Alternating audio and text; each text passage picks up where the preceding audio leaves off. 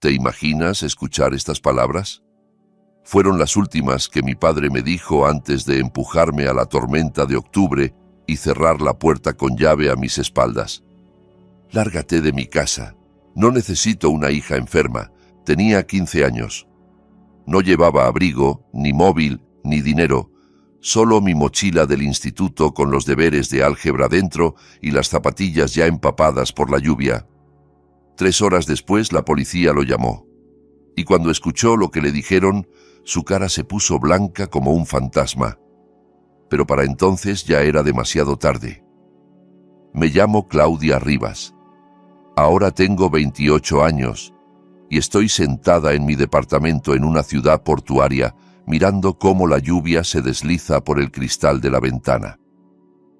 Hay una carta sobre la mesa de la cocina, escrita con una letra temblorosa en el papel barato de una residencia de ancianos.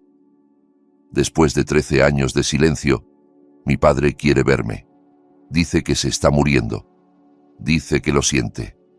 Lo curioso de la lluvia es que siempre me lleva de vuelta a aquella noche, 14 de octubre de 2011. Recuerdo que volví del instituto como si fuera un martes cualquiera.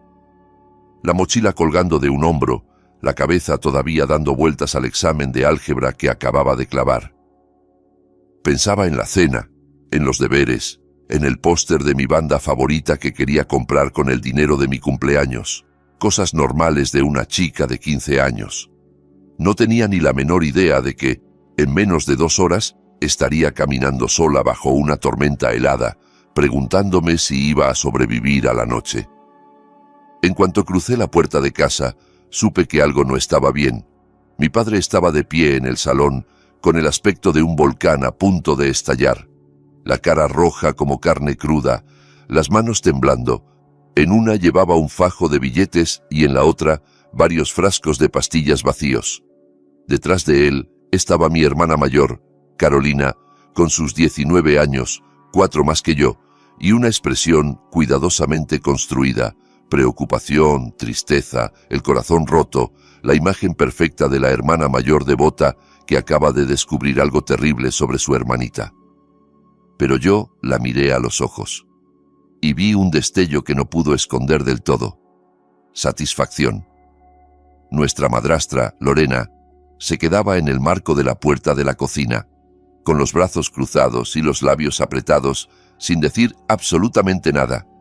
Ese era su talento, no decir nada mientras ocurrían cosas horribles. Mi padre ni siquiera me dejó soltar la mochila. Empezó a gritar como si yo hubiera incendiado la casa. Dijo que llevaba meses robando dinero de su cartera, que compraba pastillas y las escondía en mi habitación, que Carolina había encontrado las pruebas, efectivo escondido en mi cajón, frascos de pastillas en el armario, mensajes de texto que demostraban que hablaba con supuestos camellos. Intenté explicarle, intenté decirle que nunca había tocado su cartera, que jamás había visto esas pastillas, que no tenía idea de qué me estaba acusando. Pero las palabras se me murieron en la garganta cuando comprendí algo horrible. No estaba escuchando. Su mente ya había dictado sentencia. Carolina se había pasado todo el día preparándolo, alimentándolo con mentiras como veneno envuelto en azúcar. Se plantó allí con cara destrozada, diciendo que había intentado ayudarme, que había tratado de hacerme entrar en razón, que no había querido decírselo, pero que ya no podía seguir viendo cómo su pobre hermanita se destruía sola. Fue una interpretación magistral, digna de premio, y mi padre se tragó cada palabra como si fuera verdad absoluta. Me agarró del brazo con tanta fuerza que me dejó moratones y me arrastró hacia la puerta de entrada. La mochila quedó en el suelo donde la había soltado. Él la recogió y me la lanzó contra el pecho con tal violencia que casi me caigo hacia atrás. Luego abrió la puerta. La lluvia ya caía a cántaros. Se oía el trueno retumbando a lo lejos. La temperatura había bajado de golpe desde la mañana. Mi padre me miró directamente a los ojos y repitió aquellas palabras. «Lárgate de mi casa, no necesito una hija enferma». Me empujó al porche. La puerta se cerró de un portazo. Escuché el giro del cerrojo, y así, con 15 años, me quedé sin hogar. Me quedé allí de pie quizás 5 minutos, completamente paralizada. No por el frío, aunque eso venía enseguida, sino por el shock. Esperaba que la puerta se abriera. Esperaba oír que todo había sido un malentendido, que alguien se había equivocado. Nadie vino. Mi móvil estaba sobre el escritorio de mi habitación. No me permitieron coger nada, salvo lo que ya llevaba en las manos. En la mochila solo había libros de texto, una barrita de cereales a medio comer y absolutamente nada útil para sobrevivir una noche en la calle. Sin abrigo, sin dinero, sin forma de pedir ayuda. Era 2011, por ahí quedaban algunas cabinas telefónicas, pero ¿quién lleva monedas encima? Desde luego no una chica de 15 años que se gasta la paga en pósters de bandas. Prioridades, ¿no? Alumna de puros dieces, 0 estrellas en habilidades de supervivencia. Así que empecé a caminar. No tomé una decisión consciente sobre a dónde ir. Mi cuerpo se puso en piloto automático, rumbo al único lugar que consideraba seguro. La casa de mi abuela materna, Teresa Reyes, a unos 11 kilómetros, la madre de mi mamá, la única persona que siempre me miró como si yo importara. 11 kilómetros no suenan a mucho en coche, cuando vas andando bajo lluvia helada, con unas zapatillas de lona y sin abrigo, parecen 700. La carretera nacional se extendía frente a mí, oscura y brillante por la lluvia. Los coches pasaban salpicando agua sin disminuir la velocidad. Yo era solo una sombra caminando junto a la cuneta, una figura que nadie quería mirar demasiado de cerca. Al cabo del primer kilómetro, la ropa se me pegaba al cuerpo, calada hasta la piel. Al segundo, ya no sentía los dedos de las manos. Después del tercero, los dientes me castañeaban tanto que pensé que se me iban a romper.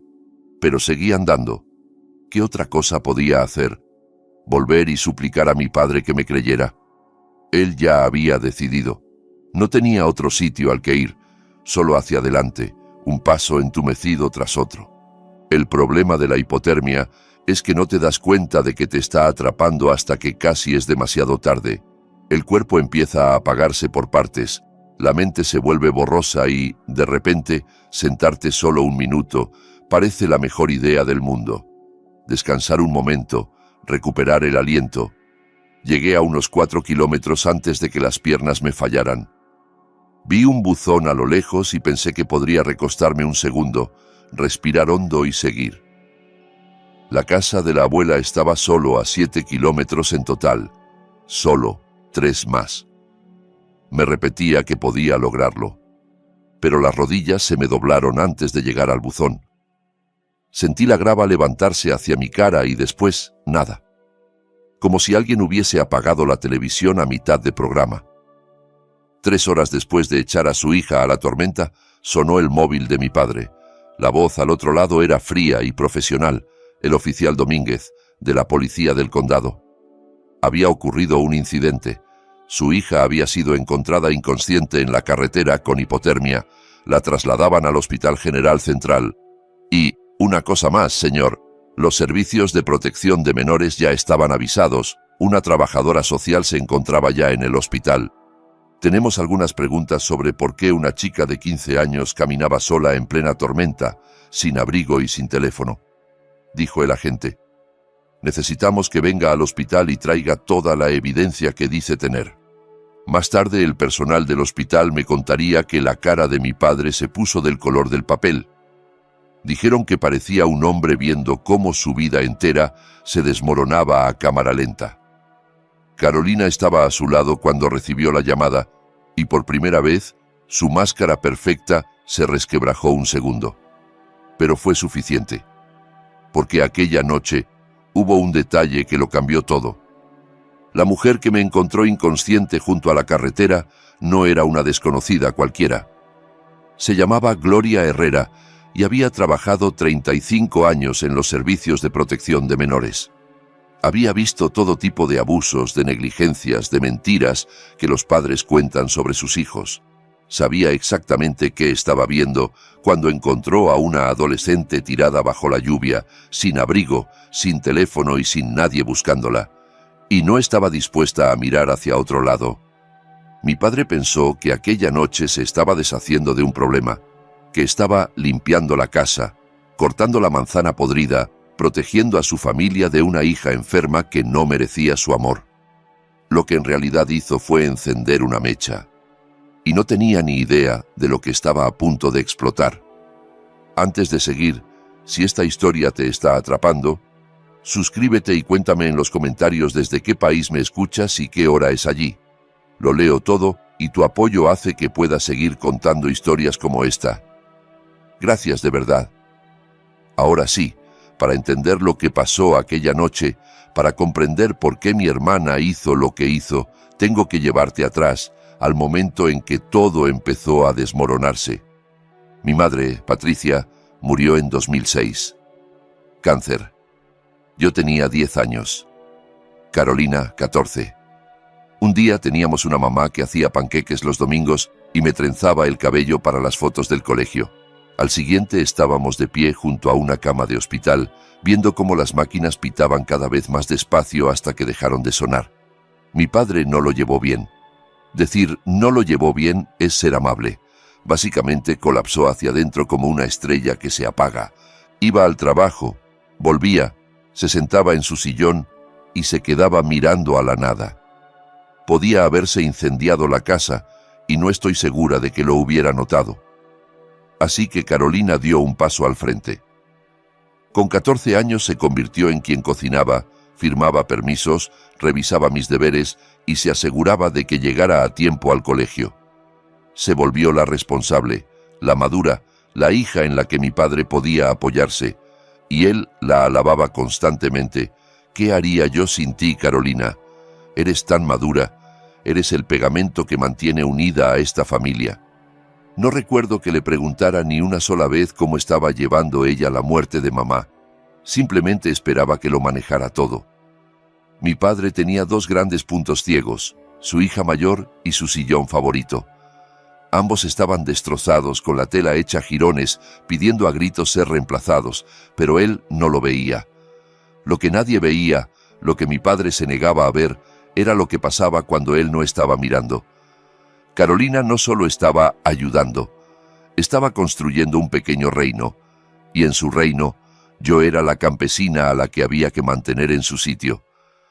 Todo empezó con cosas pequeñas, deberes que desaparecían la noche antes de entregarlos, permisos para excursiones escolares que nunca llegaban al profesor, mi camiseta favorita encogida en la lavadora, luego otra y otra. Ups, fue un accidente. Invitaciones de cumpleaños que envié y que nunca llegaron a mis amigas.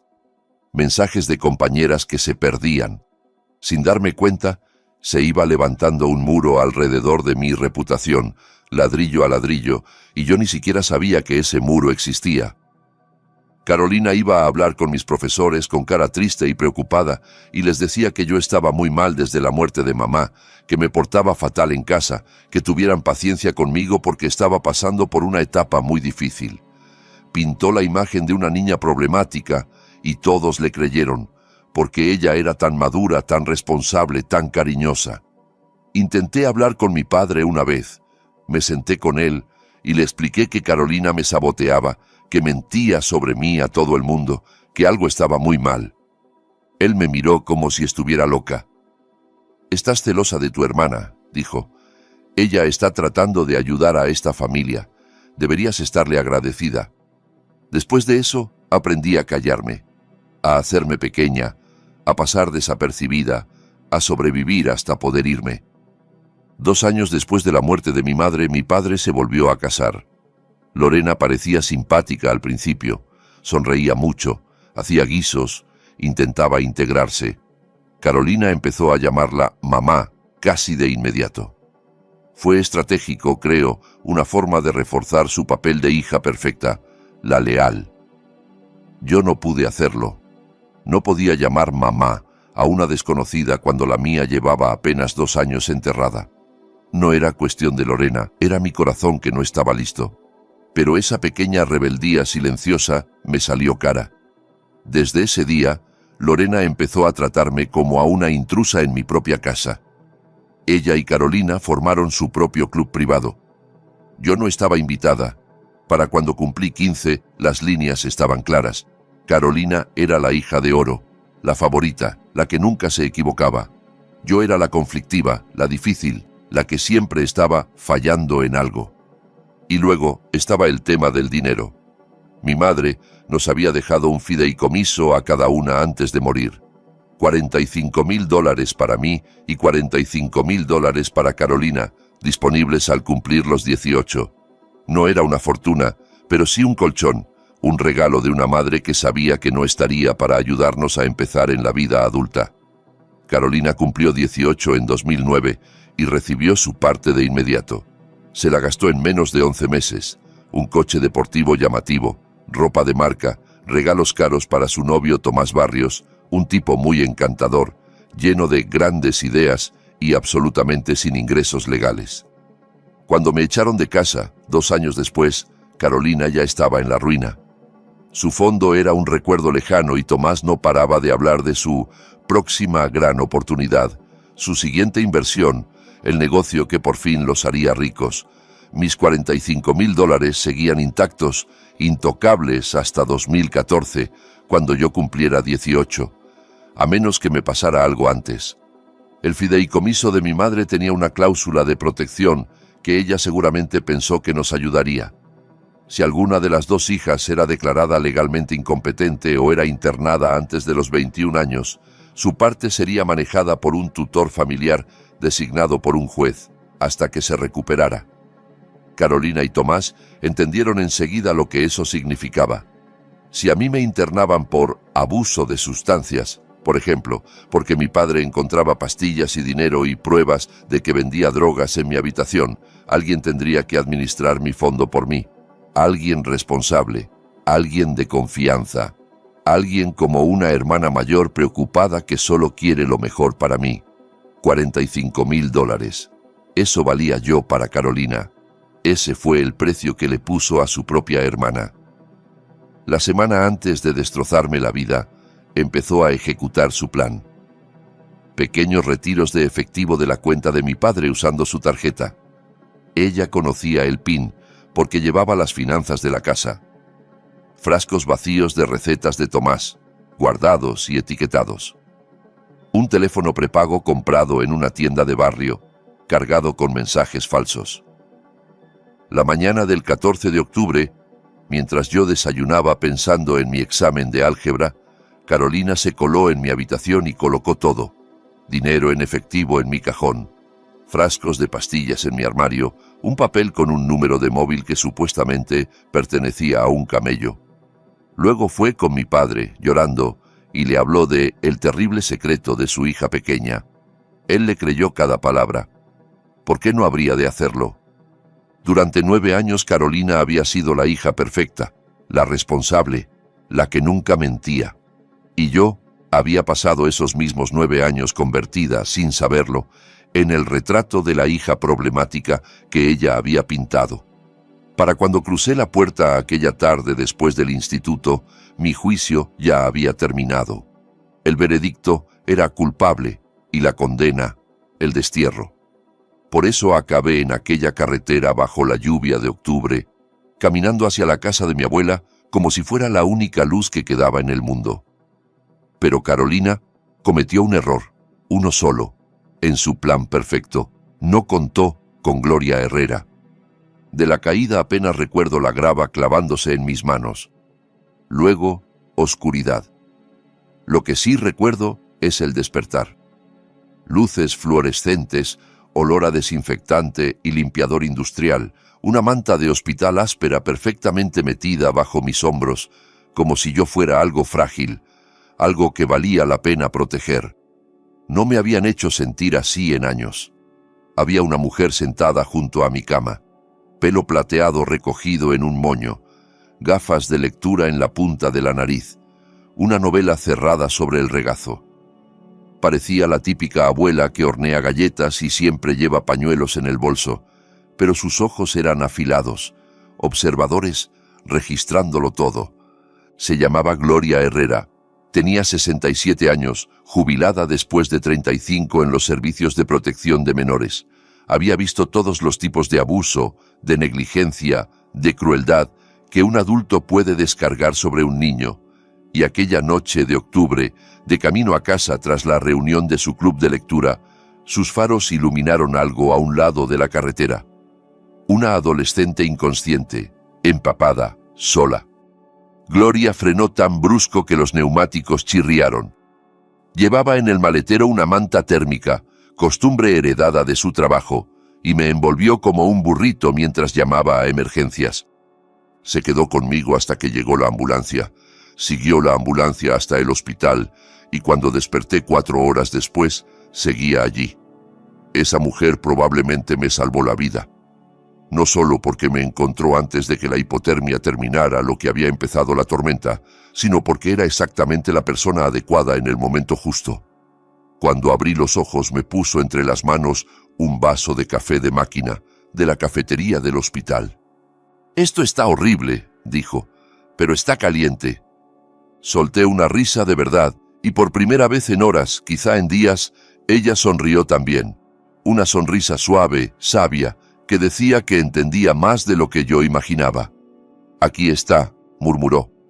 «Ahora dime, ¿por qué una chica de 15 años caminaba sola por la carretera en plena tormenta, sin abrigo y sin teléfono?»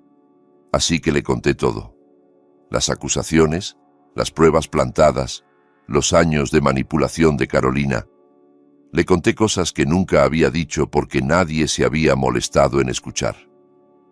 Gloria solo asentía de vez en cuando, sin interrumpir, sin dudar. Cuando terminé, se quedó en silencio unos segundos. Luego dijo, «Te creo, y voy a ayudarte a demostrarlo». Esas 7 palabras me cambiaron la vida. Mientras yo estaba inconsciente, las cosas se habían movido. El hospital había avisado a la policía porque una menor había sido encontrada en una situación peligrosa. La policía intentó localizar a mis familiares directos. Eso significó llamar a mi padre. Me habría encantado ver su cara cuando el oficial Domínguez le dio la noticia. «Señor Rivas, su hija de 15 años ha sido encontrada inconsciente en la carretera nacional. Dice que usted la echó de casa esta tarde, en plena tormenta. Tiene hipotermia. Está en el Hospital General Central. Necesitamos que venga. Y señor, Servicios de Protección de Menores ya ha sido notificado. Una trabajadora social está aquí. Traiga todas las pruebas que dice tener». Mi padre y Carolina llegaron al hospital hacia las 10:15 de la noche. Yo ya estaba despierta, sentada en la cama con Gloria a mi lado. En la habitación también estaban una trabajadora social de menores llamada María Santos y un policía uniformado. No era, precisamente, la bienvenida que mi padre esperaba. Él tenía cara de estar descolocado, no culpable todavía, solo molesto y confundido, como si todo aquello fuera una molestia absurda. Carolina venía justo detrás y por primera vez en mi vida la vi nerviosa. La sonrisa de superioridad que tenía cuando salí de casa había desaparecido. Esperaban encontrar a una niña asustada, arrepentida, lista para confesar sus pecados y suplicar regresar. En su lugar, encontraron una habitación llena de profesionales haciendo preguntas muy directas sobre por qué una menor había sido expulsada a la calle en medio de una tormenta sin abrigo ni teléfono. La dinámica de poder había cambiado, y Carolina lo notó. Intentó recurrir a su guión de siempre. La hermana mayor preocupada, la pequeña problemática, solo queremos lo mejor para ella. Pero María Santos no estaba comprando el relato. 30 años de trabajo social le habían afinado el radar para detectar mentiras, y Carolina estaba haciendo saltar todas las alarmas. Entonces llegó mi abuela. Teresa Reyes tenía 67 años, poco más de 1,5 metros de estatura y una voluntad que podría haber movido montañas. No estaba para tonterías. Mi madre había sido su única hija, yo, su única nieta. Nunca había confiado del todo en mi padre ni en su nueva familia. Vivía a unos 40 minutos del hospital. Tardó 25 en llegar. La escuché antes de verla. el taconeo firme de sus zapatos sensatos acercándose por el pasillo a un ritmo que significaba «esto se va a arreglar ahora mismo». Entró en la habitación como un huracán plateado y se colocó automáticamente entre mi cama y mi padre. «Esa es mi nieta», anunció. «¿Qué ha hecho ahora este imbécil?». Mi padre intentó explicar, justificar, hablar de robos, de pastillas, de evidencias. Teresa lo dejó hablar unos 30 segundos antes de levantar la mano. «Rubén», dijo, «te conozco desde hace 15 años y nunca has sido precisamente un genio, pero esto puede que sea lo más estúpido que has hecho. ¿Echaste a una niña a la tormenta basándote en qué, exactamente? ¿Unas pastillas que aparecieron de la nada? ¿Dinero que mágicamente se materializó? Le preguntaste siquiera su versión». Él abrió la boca, la cerró, la volvió a abrir. «Eso pensaba», sentenció ella. «Lo bueno de mi abuela es que no solo me quería, sino que estaba dispuesta a pelear por mí». Aquella noche, mientras yo seguía agotada y medio helada en una cama de hospital, Teresa Reyes fue a la guerra. Exigió una audiencia de custodia de urgencia, allí mismo. Eran casi medianoche y no le importaba. Llamó a un juez de familia que le debía un favor. Habían coincidido 15 años en la asociación de padres del colegio de mis tíos y ella tenía su número. La trabajadora social del hospital presentó los hechos: una menor expulsada a la calle en condiciones peligrosas, sin investigación previa, sin intento de verificar acusaciones, encontrada inconsciente con signos de hipotermia. Un padre que no había aportado pruebas revisadas por ningún profesional. Para las 12:30 de la madrugada, yo ya tenía un nuevo hogar. La custodia temporal de urgencia pasó a manos de Teresa Reyes con efecto inmediato. A mi padre se le prohibió contactarme hasta que se completara una investigación formal. Servicios de protección de menores hablaría con todos, conmigo, con Carolina, con mi padre, con Lorena, y revisarían muy de cerca esas supuestas pruebas. Cuando salimos del hospital, mi padre intentó una última jugada. Extendió la mano hacia mí, empezó a decir algo. Teresa se interpuso sin siquiera aminorar el paso. «No vuelvas a tocarla», dijo. «No vuelvas a hablarle. Tuviste tu oportunidad de ser su padre y la tiraste por la borda, literalmente, a la tormenta. Ahora nos vamos». Me acompañó hasta su viejo coche, ese que tenía desde antes de que yo naciera. Me ayudó a sentarme. Me arropó con otra manta, aunque la calefacción ya estaba a tope. Yo la miré con lágrimas rodando por la cara. «Abuela, ni siquiera tengo ropa limpia, no tengo nada». Ella me dio una palmadita en la mano, con los ojos suaves y fieros a la vez. «Mi niña, me tienes a mí, y yo tengo una tarjeta de tienda. Mañana vamos de compras. Esta noche comes sopa caliente y duermes en una cama de la que nadie te va a echar. Jamás». Esa fue la primera noche de mi nueva vida. La casa de la abuela Teresa tenía 3 normas. Desayuno a las 8, deberes antes de la tele y absolutamente 0 dramas antes de la segunda taza de café. No era una casa grande ni lujosa, pero era cálida y segura y estaba llena de cariño. Por primera vez en años sentí que podía respirar. Pero la historia no había terminado, ni de lejos. 2 semanas después, llamó la investigadora de Servicios de Protección de Menores. «Señora Reyes», dijo María Santos, «será mejor que se siente. Hemos estado revisando las pruebas que entregó el señor Rivas. Las fechas no cuadran y hemos encontrado unas grabaciones de seguridad que cuentan una historia muy diferente». El plan perfecto de Carolina estaba a punto de desmoronarse y ella ni se lo imaginaba. La investigación lo cambió todo. María no era solo una funcionaria marcando casillas, era una detective con cardigan. No se limitaba a mirar las pruebas, las seguía. Cada recibo, cada hora, cada hilo. Y cuanto más tiraba, más se deshilachaba el relato de mi hermana. Empezaron por el dinero. Habían encontrado $800 en efectivo en mi cajón. Mi padre decía que eso demostraba que llevaba meses robándole. Caso cerrado, ¿verdad? Pues no. María revisó los movimientos bancarios. Esos $800 correspondían a una sola retirada en cajero automático, el 14 de octubre, el mismo día en que me echaron. El banco entregó las grabaciones de la cámara.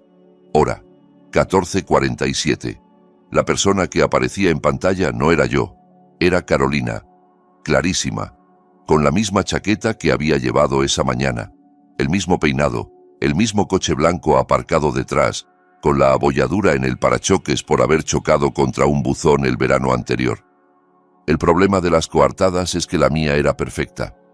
A las 14:47 de ese día, yo estaba sentada en clase de química, aprendiendo sobre enlaces moleculares. El sistema de asistencia del colegio me marcaba como presente hasta las 15:15. Mi profesor recordaba que le hice una pregunta sobre electrones de valencia. Me habría resultado físicamente imposible hacer ese retiro. Estaba a kilómetros de ese cajero, rodeada de 30 testigos y un sistema electrónico que lo registraba todo. Carolina se creía muy lista. Pero para ser una mente criminal de verdad, hay que ser inteligente. Usó la tarjeta de mi padre sin pensar que los bancos tienen cámaras. Sacó el dinero en plena tarde sin comprobar si yo tenía una coartada. Compró el teléfono prepago en una tienda a 2 calles de su gimnasio, quedando grabada en chándal, con su coche visible en el estacionamiento. Algunos cerebros criminales llevan capa. El de Carolina llevaba leggings de deporte. La descubrieron porque no se molestó en conducir 10 minutos más. Luego estaban las pastillas. Los frascos encontrados en mi armario se rastrearon hasta una receta a nombre de Tomás Barrios, el novio de Carolina, el de los grandes proyectos. Medicación para la ansiedad recetada por su médico y retirada en una farmacia de la calle Robles. María llamó a la farmacia. Se encontró con algo curioso. Tomás había denunciado el supuesto robo de esas pastillas días después, presentando incluso un parte policial y fingiendo estar muy preocupado. El problema era la fecha. Hizo esa denuncia el 17 de octubre, 3 días después de que me echaran. Si las pastillas ya estaban robadas y escondidas en mi habitación el día 14, ¿por qué esperó 3 días para avisar de la sustracción? La respuesta era obvia, porque no estaban robadas. Carolina se las había pedido para plantarlas y, después, Tomás denunció el robo para cubrirse y conseguir un nuevo envase. El retraso en el reporte brillaba como un letrero de neón que decía: «Esto estaba planeado». Si esta historia te remueve por dentro, quédate conmigo, porque lo que viene merece cada segundo. Déjame un like si estás de mi lado. No te imaginas cuánto ayuda. Pero la prueba definitiva fue el teléfono prepago. Los supuestos mensajes del camello provenían de un móvil comprado 4 días antes de que todo explotara. María rastreó la tienda y pidió las grabaciones de seguridad.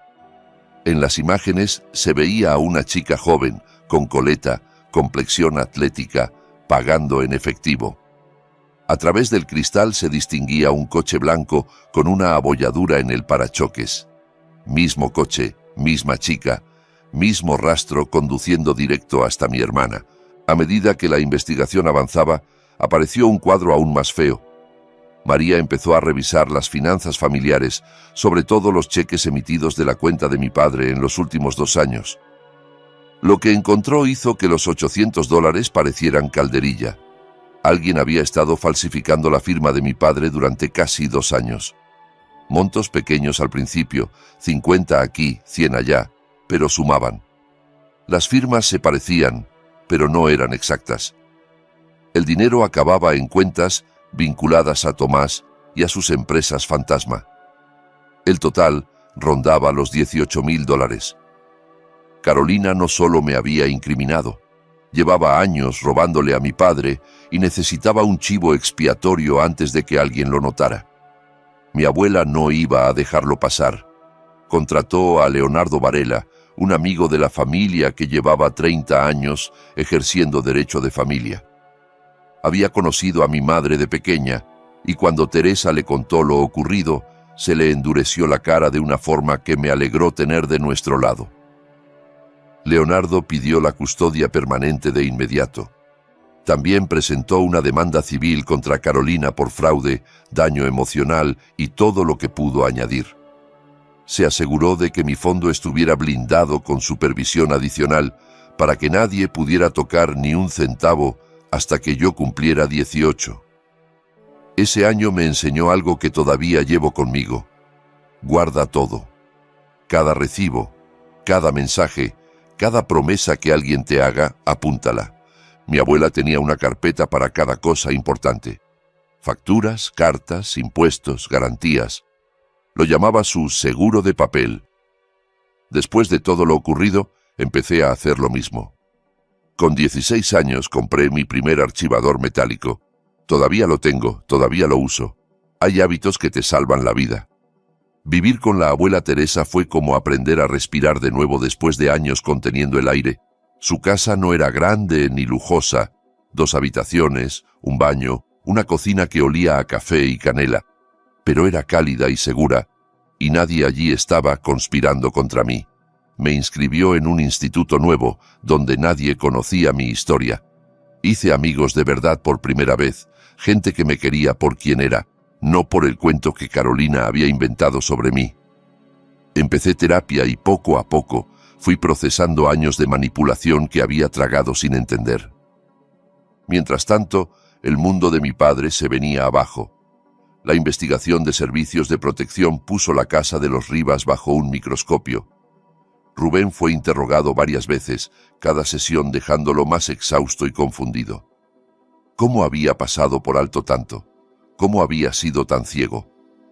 Lorena empezó a dormir en la habitación de invitados.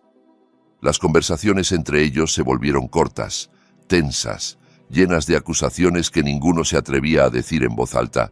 Carolina estaba furiosa, no arrepentida jamás, solo enfadada porque su plan se había estrellado. Echaba la culpa a todos menos a sí misma, que si la trabajadora social tenía prejuicios, que si los vídeos del banco estaban malinterpretados, que si los registros de la farmacia eran un malentendido. La corona de la hija de oro se le resbalaba y no lo soportaba. Leonardo Varela pasó meses armando un caso imposible de derribar. Extractos bancarios, grabaciones de cámaras, documentos de la farmacia, recibos de compra del teléfono. Recogió declaraciones de Gloria Herrera, de mis profesores, de vecinos que habían visto el coche de Carolina entrando y saliendo a horas extrañas. Incluso viejas amigas de mi hermana se presentaron para contar historias de sus mentiras, sus manipulaciones, su crueldad casual. El juicio de familia se fijó para marzo de 2012, pero un mes antes ocurrió algo inesperado. La Policía Federal detuvo a Tomás Barrios en otra región del país. Lo habían pillado repitiendo el mismo tipo de estafa de inversiones en 3 provincias distintas. Más de $400,000 robados a personas que le habían confiado sus ahorros. Enfrentaba cargos serios, con posibilidad de hasta 15 años de prisión. Al día siguiente su abogado hizo una llamada. Tomás estaba dispuesto a colaborar, a llegar a un acuerdo, a contar la verdad sobre todo, incluida su relación con Carolina y lo que ella había hecho con su hermanita. La presión lo rodeaba y Carolina ya no tenía por dónde escapar. Tomás era muchas cosas: estafador, mentiroso, un hombre que había construido su vida sobre el dinero y la confianza de los demás. Pero no era leal. En cuanto los fiscales le ofrecieron una condena reducida a cambio de cooperación, cantó como un canario con contrato discográfico. Su declaración escrita ocupaba 12 páginas. Confirmó todo. El plan de incriminarme había sido idea de Carolina desde el principio. Había estado robándole a mi padre durante casi 2 años, desviando dinero a las cuentas de Tomás. Cuando vio que sería cada vez más difícil esconder la falta de dinero, decidió que necesitaba un chivo expiatorio. Ese chivo expiatorio era yo. Para ella era el blanco perfecto, la hermana problemática, la que nunca encajaba, la que nadie creería. Le dijo a Tomás que, si me internaban, mataría 2 pájaros de un tiro. Tendría a quien culpar por el dinero perdido y, además, podría acceder a mis $45,000 como mi tutora. Tomás detalló las reuniones en las que lo planearon, los frascos de pastillas que aportó, El teléfono prepago que ella compró, la mañana en la que plantó las cosas en mi habitación. Incluyó capturas de mensajes entre ellos en los días previos al 14 de octubre, mensajes que demostraban que nada fue impulsivo. Fue calculado, premeditado, frío. Su última frase se me quedó grabada. Carolina decía que su hermana no era nadie y que nunca pelearía. Se equivocó. Marzo de 2012. Juzgado de familia. Llevaba 5 meses viviendo con la abuela Teresa. Había subido de peso, del bueno, el que viene de comer todos los días y dormir de verdad. Había sacado matrícula de honor en el nuevo instituto. Empezaba a recordar qué se sentía al ser una adolescente normal, pero al entrar en aquella sala me sentí otra vez de 15, pequeña y asustada, preguntándome si alguien me creería. Teresa me apretó la mano. Leonardo asintió, tranquilo. Y allí estaba también Gloria, sentada entre el público, con las mismas gafas y la misma expresión decidida de la noche en que me encontró. La audiencia, en teoría, era sobre custodia, convertir la tutela temporal de mi abuela en permanente, fijar pensión, ese tipo de cosas. Pero se convirtió en algo mucho más grande. La fiscalía se involucró. Con la confesión de Tomás y el montón de pruebas que María había reunido, aquello ya no era solo asunto de familia, había delitos de por medio. Carolina se sentó al otro lado de la sala con una abogada de oficio a la que había conocido una hora antes. Se veía más pequeña de lo que la recordaba, más pálida. La hija de oro, que había controlado la casa durante casi una década, parecía por fin lo que realmente era, una joven asustada a la que sus mentiras le habían explotado en la cara. Mi padre se sentó solo entre el público. Lorena se negó a ir. Él parecía haber envejecido 10 años en 5 meses. Las pruebas se presentaron de forma metódica, profesional, devastadora. Grabaciones del cajero mostrando a Carolina retirando el dinero. Registros escolares confirmando que yo estaba en clase a esa hora. Documentos de la farmacia y la denuncia tardía de Tomás. Vídeos de la tienda donde se compró el teléfono prepago. 2 años de cheques falsificados por casi $18,000. Y la confesión de Tomás, leída en voz alta, palabra por palabra. Cuando fue el turno de Carolina para declarar, intentó mantenerse en su historia. Puso cara de confundida, de inocente, de profundamente preocupada por su hermana problemática. «Señorita Rivas», dijo la fiscal mostrando la foto del cajero, «¿es usted esta persona que retira dinero en efectivo en el Banco Nacional Centro el 14 de octubre a las 14:47? Carolina tragó saliva. Miró su propia imagen en la pantalla. «Yo estaba sacando dinero para hacer la compra», balbuceó. «¿$800 para hacer la compra?», replicó la fiscal. Y no mencionó este retiro a su padre cuando más tarde ese mismo día lo acusó de que su hermana había robado exactamente esa cantidad. Silencio. «Por cierto», añadió, «este cajero está a 12 kilómetros del instituto de su hermana. Según los registros, ella estaba en clase hasta las 15:15. ¿Puede explicar cómo pudo hacer ese retiro mientras estaba sentada en química rodeada de 30 testigos?» Más silencio. La abogada de oficio intentó objetar, pero no había contra qué objetar. Los hechos son hechos, les gusten o no. Luego llamaron a Lorena. Mi madrastra parecía querer estar en cualquier otro lugar del mundo. Llevaba años quedándose al margen, neutral, sin implicarse. Pero en un juzgado bajo juramento, callar ya no era una opción. Le preguntaron por la mañana del 14 de octubre. «¿Vio algo raro?», preguntó la fiscal. La voz de Lorena era apenas un susurro. Carolina entró en el cuarto de Claudia sobre las 7 de la mañana. Dijo que iba a coger una goma del pelo. «¿Salió con una goma del pelo?». «No», admitió. «Salió con las manos vacías». «¿Notó algo más en los días previos?». Lorena cerró los ojos, como si se preparara para un golpe. «2 días antes la oí hablando con Tomás por teléfono», dijo. «Ya está todo colocado». Y se rió.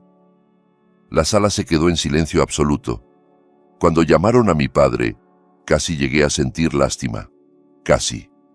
Tuvo que explicar por qué echó a su hija de 15 años a la calle en plena tormenta sin investigar nada.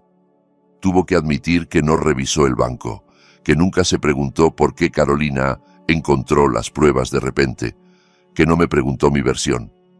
Su voz se quebró. Yo confiaba en ella. Es mi primogénita. Siempre fue la responsable. Pensé que... No pudo terminar. La jueza Patricia Morales llevaba 30 años en el estrado. Había visto divorcios horribles, peleas por custodia, familias hechas pedazos por el dinero y el orgullo, pero creo que incluso ella estaba impresionada por lo que había escuchado. Sus palabras cortaron el aire como un cuchillo. Señor Rivas, la confianza no es una excusa para la negligencia, dijo.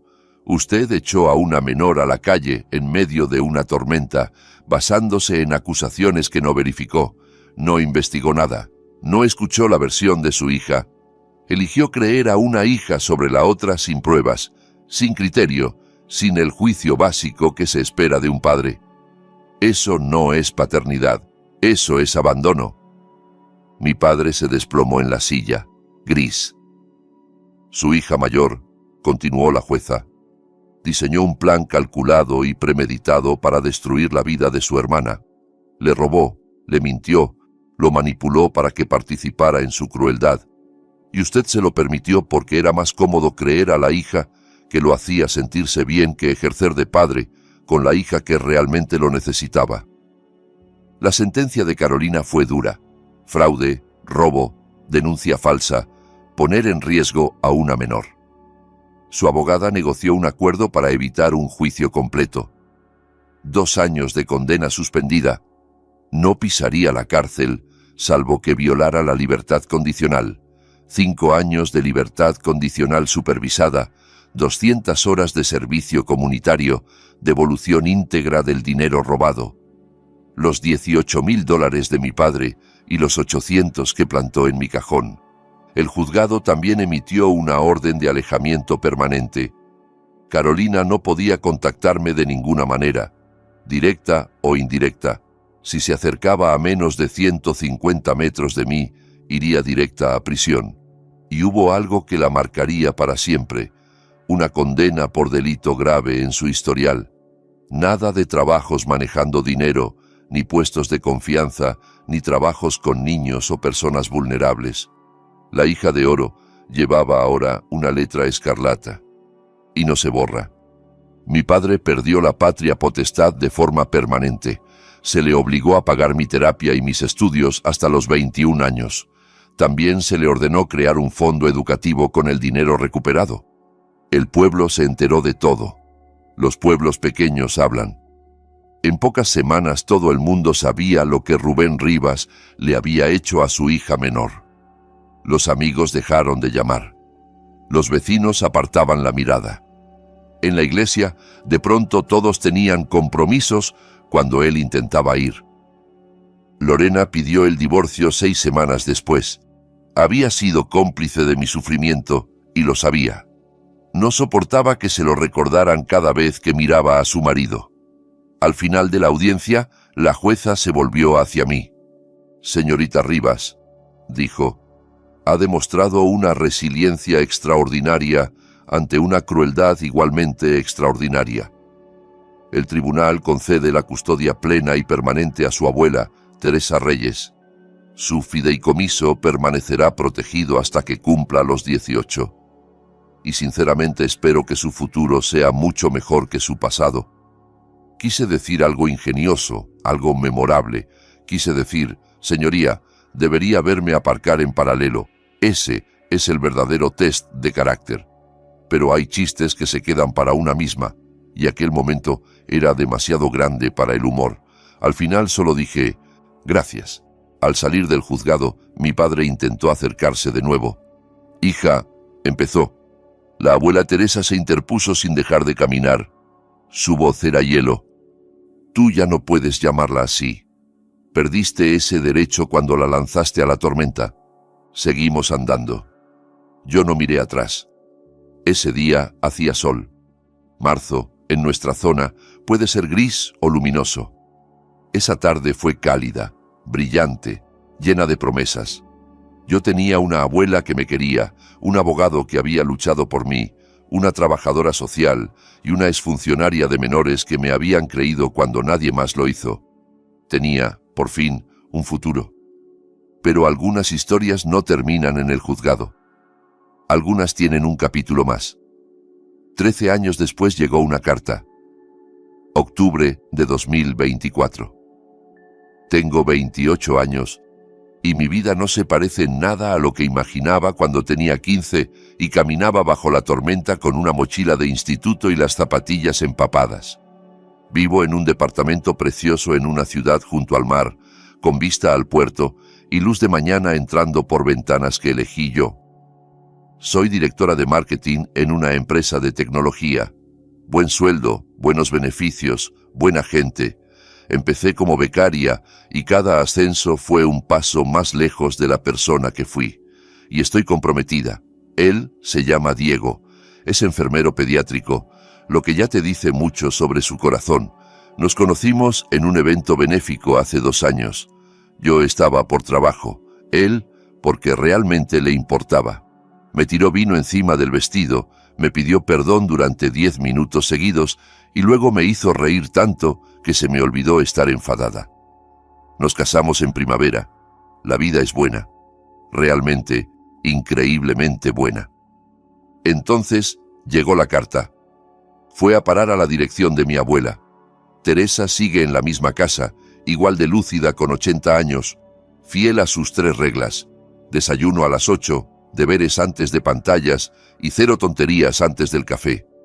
Algunas cosas nunca cambian. Me llamó y me dijo que había llegado algo que tenía que ver. Su voz era neutra, cuidadosa, como cuando no quiere influir en mis decisiones. Fui ese fin de semana. El sobre era blanco, de papel barato, con una letra temblorosa que casi no reconocí. La dirección remitente era la residencia Los Arces, una residencia de mayores a 1 hora de donde crecí. Lo abrí en la mesa de la cocina, con una taza de café enfriándose entre las manos. «Querida Claudia», empezaba, «sé que no merezco pedirte nada. Sé que tienes todas las razones del mundo para tirar esta carta sin leerla. Pero voy a pedirte algo de todos modos, porque no me queda mucho tiempo y tengo que decirte esto antes de irme. Ahora vivo en Los Arces. Tuve un derrame cerebral hace 2 años. El lado izquierdo ya no responde muy bien. Lorena se fue hace tiempo. Se quedó con la mitad de todo y se marchó con un contable que conoció por internet. Vendimos la casa. No queda nada de la vida que creía tener. Carolina vino a verme la semana pasada. No la dejé pasar. No puedo mirarla. No puedo escuchar su voz sin recordar lo que hice por creer sus mentiras. Tú eres la única a la que quiero ver, la única a la que necesito pedir perdón. Fui tu padre y te fallé de la peor manera en que un padre puede fallar a un hijo. Creí mentiras en lugar de la verdad. Elegí mi comodidad por encima de la justicia. Te tiré como si no valieras nada. Sé que no me debes nada, pero si encuentras en tu corazón la posibilidad de venir solo una vez, me gustaría decirte lo siento en persona antes de que sea demasiado tarde. Tu padre, Rubén. Me quedé mucho rato en silencio. El café se enfrió. La luz de la tarde se movió sobre la mesa. Teresa no dijo nada. Solo esperó, como siempre ha hecho, dejándome encontrar mi propio camino. 13 años de silencio. 13 años construyendo una vida sin él. ¿Le debía algo? No. No le debía nada. Pero pensé en mi madre. Pensé en la clase de persona que ella intentó formar antes de morir. Pensé en romper cadenas, no en perpetuarlas. Decidí ir, no por él, por mí. La residencia era justo lo que imaginas. Luces frías, suelos brillantes, olor a desinfectante intentando tapar el olor de tantos finales juntos. La habitación de mi padre era pequeña. Una cama, una ventana, un televisor encendido con algo que nadie miraba. Parecía 20 años mayor de lo que era. Tenía 73, pero podría haber pasado por 90. El ictus le había arrancado algo esencial, dejándolo encogido, gris, pequeño de una forma en la que nunca lo había visto. Lloró al verme. No pudo hablar durante los primeros minutos. Solo se quedó allí, con las lágrimas corriéndole por la cara mientras yo permanecía cerca de la puerta, preguntándome si había cometido un error al ir. Al final encontró las palabras. Se disculpó una y otra vez, tropezando, repitiéndose porque el derrame también le había robado parte del lenguaje. Dijo que había sido ciego, estúpido, cruel. Que perderme había sido lo peor que había hecho en su vida.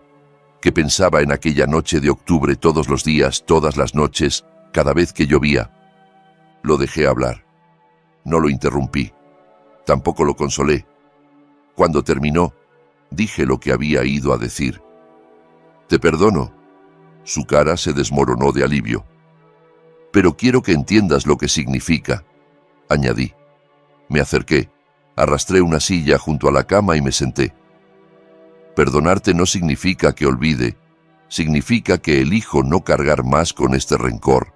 Pesa demasiado y estoy cansada de dejar que vivas en mi corazón. Me tiraste a la tormenta porque preferiste una mentira cómoda a una verdad incómoda. No lo hiciste porque las pruebas fueran convincentes, sino porque Carolina te hacía sentir bien contigo mismo y yo te recordaba todo lo que habías perdido cuando mamá murió. Respiré hondo. Elegiste la mentira que te consolaba por encima de tu propia hija. Construí mi vida entera sin ti, pagando mis estudios, levantando mi carrera, escogiendo a un hombre que jamás me echaría ni en una llovizna, mucho menos en un huracán. Soy feliz. Pero tú vas a vivir con lo que hiciste. Esa carga ya no es mía. Es tuya. Asintió, todavía llorando. Lo sé, consiguió decir al fin. Lo sé. Solo necesitaba que supieras que lo siento. Necesitaba verte una vez más. Me quedé unos 20 minutos más. Hablamos poco. ¿Qué más podía decirse? Le conté de mi trabajo, de mi departamento, de Diego. Cosas de superficie, seguras. Él escuchó como si fuera la conversación más importante de su vida. Cuando me levanté para irme, extendió la mano buena, sin aferrarme, solo ofreciéndola. Le dejé rozar mis dedos un instante. Luego salí. En el pasillo, una enfermera me detuvo. «¿Eres su hija, verdad?», preguntó. «¿La pequeña?». Asentí. Ella miró hacia la habitación y luego hacia mí. «Tu hermana vino la semana pasada. Él se negó a verla. Nos pidió que la mandáramos de vuelta». Me quedé muy quieta. «¿No quiso verla?». Negó con la cabeza. Respondió la enfermera. Dijo que solo podía soportar pedir perdón a una de sus hijas, y no era a ella. Se alteró bastante. Dijo que no soportaba mirar su cara sin ver lo que había hecho. No supe qué responder. Después de tantos años siendo la rechazada, la desechable, la que no era suficiente, mi padre había rechazado por fin a Carolina, la favorita, la que siempre creyó sin cuestionar. Demasiado tarde para cambiar nada, demasiado tarde para curar. Pero algo se movió dentro de mí. No era más perdón. Ese ya se lo había dado. Era más bien cierre. Como si por fin se hubiera pasado la última página de un libro larguísimo. Salí de la residencia a un sol de octubre cálido. El mismo mes, otro clima, otra vida.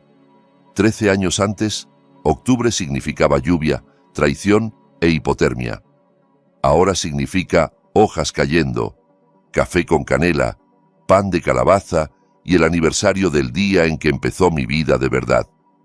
Algunas tormentas no te destruyen, te desvían hacia donde sí te corresponde estar. Aquella noche de octubre perdí una casa, pero encontré un hogar. Perdí a un padre que no me merecía y gané a una abuela que sí. Perdí a una hermana que nunca me quiso y me encontré a mí misma. Cuando volví a mi ciudad, Diego me estaba esperando.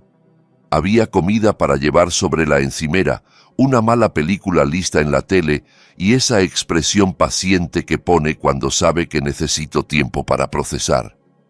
«¿Qué tal te fue?», preguntó. Solté las llaves en la mesa y me dejé caer contra su pecho. Creo que por fin terminé, dije. Creo que ya puedo soltarlo. Me rodeó con los brazos y no hizo más preguntas. Esa es una de las 1000 razones por las que me voy a casar con él. Sabe cuándo empujar y cuándo simplemente estar. En primavera celebraremos la boda en casa de mi abuela. Ceremonia pequeña, amigos cercanos, comida rica. Teresa ya está planeando el menú. La carne al horno seguro estará en la lista. Y en algún lugar, Carolina estará trabajando turnos de noche y preguntándose en qué momento su vida se torció. Mi padre seguirá en una residencia, a solas con sus recuerdos y sus culpas. Lorena estará en alguna playa, fingiendo que nunca existimos. Yo, en cambio, estaré en mi ciudad junto al mar, con una carrera que me gané, una pareja que me quiere, una abuela que probablemente nos enterrará a todos por pura terquedad. Y sí, por fin tengo enmarcado el póster de aquella banda que quería cuando tenía 15 años. El que iba a comprar con mi paga la semana antes de que todo se derrumbara. Encontré el mismo modelo por internet hace unos años. Pagué demasiado, pero lo colgué en la pared de mi oficina, justo delante del escritorio. Lo veo todos los días. Hay cosas que simplemente valen la espera. Gracias por llegar hasta aquí. Ya tienes en pantalla más de mis historias más intensas. Haz clic en una hora y no te pierdas lo mejor. Estoy segura de que te va a encantar. Nos vemos en la próxima historia.